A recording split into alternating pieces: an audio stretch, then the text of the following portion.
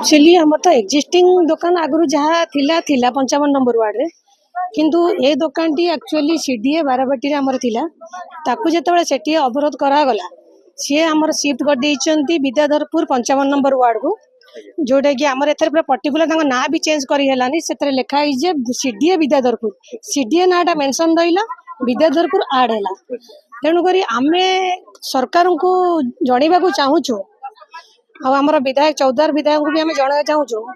बारबाटी निर्वाचन मंडली गोटे मद दुकान सडनली आमर 14 निर्वाचन मंडली की केमिति आसला जदि गवर्नमेंट प्रोसेस रे आइचनी आमे ठीक अछि आमे जेटा कहूनु किंतु माने गोटे सोसाइटी जोटा कि आपण नक्शा देखंदु आमर टोटल एटा रोड रो नक्शा अछि ता भितरे गोटे सोसाइटी भितरे मद दुकान करबा एटा केते दूर ठीक तेणुक आम जेहेतु निराश रहलु आम कलेक्टर को 8 तारीख दिन पिटिशन देइतिलु ऑफिस फोन करते आम इनक्वारी करी रिपोर्टिंग करूँ किंतु रिपोर्टिंग आसवा पूर्व सी रातिया राति आमर ये घर करी माने थिला पूरा प्लॉट टा थिला घर भी नथला घर से निजे प्लॉट ऊपर करी माने पर दिन तांकर पूजा भी दुकान को करदेले तेणु सी आमको कहते आम ये दुकान करूँ केवल यहाँ गोदाम आकार आम व्यवहार करू किंतु आपणकर तो लाइसेंस रे लिखा है जे एटा शॉप बोली शॉप कौन गोदाम फरक कौन तेणुक